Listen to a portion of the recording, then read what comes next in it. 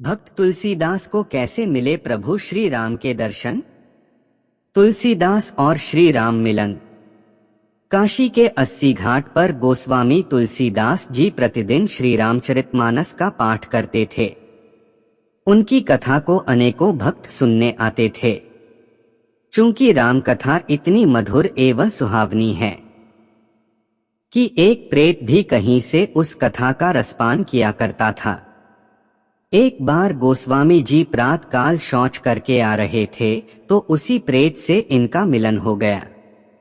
उस प्रेत ने प्रसन्न होकर गोस्वामी जी से कहा कि मैं आपके कथा वाचन से प्रसन्न हुआ, मैं आपको कुछ देना चाहता हूँ, तुम मांगो क्या चाहिए तुम्हें। गोस्वामी जी बोले, हे भाई, मेरे मन तो केवल एक ही चाह है कि प्रभु के दर्शन हमें हो जाएं।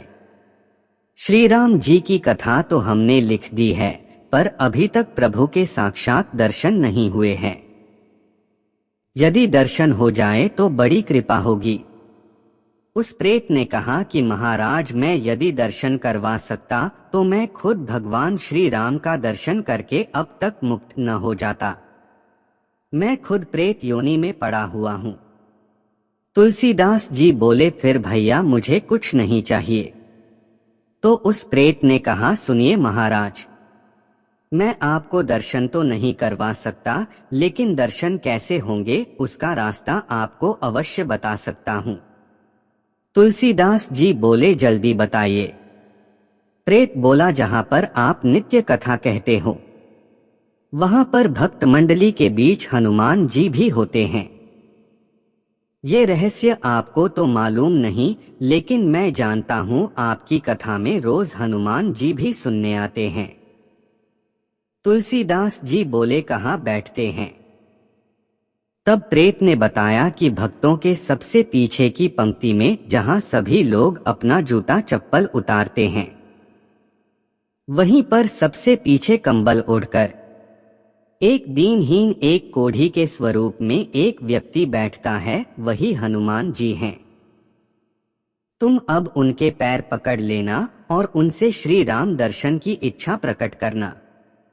यदि हनुमान जी चाहेंगे तो तुम्हें राम जी के दर्शन हो जाएंगे। गोस्वामी जी बड़े खुश हुए। आज जब कथा प्रारंभ हुई तो गोस्वामी जी की दृष्टि बार बार उस ओर पड़ती कि कब सबसे पीछे कोई दीनहीन व्यक्ति आएगा, और जैसे ही वो व्यक्ति आकर बैठे तो गोस्वामी जी आज अपने आसन से कूद पड़े और दौड़ते हुए उनके चरणों में गिर गए। अश्रु की बरसात होने लगी। गोस्वामी जी बोले कि हे महाराज, आप सबसे छुप सकते हैं, लेकिन मुझसे नहीं छुप सकते। अब आपके चरण मैं तब तक नहीं छोड़ूंगा जब तक आप मेरे प्रभु राम से नहीं मिलवाओगे। तुलसीदास के मुख से ऐसी मनोरम बातें सुनकर हनुमान जी मुस्कुरा उठे और अपने दिव्य स्वरूप में प्रकट हो गए। अश्रुपूरित नेत्रों के साथ कहा कि हे कपिराज, कृपा करके आप मुझे राम जी से मिलवा दो। इसके अतिरिक्त मेरी और कोई अभिलाषा नहीं बची है। आप ही राम जी से मिलवा सकते हैं।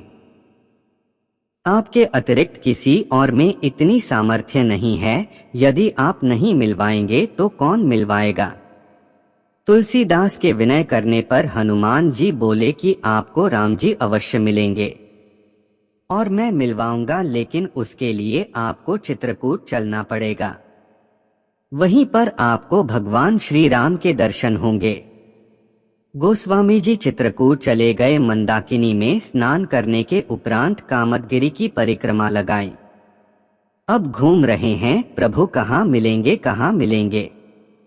सामने से घोड़े पर सवार होकर दो सुंदर सुकुमार राजकुमार आए, एक गौर वर्ण और एक श्याम वर्ण, और गोस्वामी जी इधर से ही निकल रहे थे। तभी उन्होंने गोस्वामी जी से पूछा कि हमें रास्ता बता, तो हम भटक रहे हैं। गोस्वामी जी ने रास्ता बताया कि बेटा इधर से निकल जाओ, और वो निकल गए। अब गोस्वामी जी पागलों की तरह खोजते हुए घूम रहे हैं, कब मिलेंगे, कब मिलेंगे। कुछ देर बाद हनुमान जी प्रकट हुए और बोले कि क्या प्रभु मिले। गोस्वामी जी बोले कहाँ मिले। हनुमान जी ने सिर पकड़ लिया और बोले अरे अभी मिले तो थे। जो घोड़े पर सवार राजकुमार थे वो ही तो थे राम और लक्ष्मण। आपसे ही तो रास्ता पूछा और कहते हो कि मिले नहीं। गोस्वामी जी उस समय रुआं से होकर कहने लगे कि हे हनुमान जी, आज मुझसे बहुत बड़ी गलती हो गई।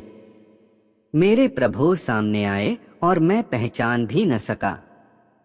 हे हनुमान जी कृपा करके फिर मिलवाइए।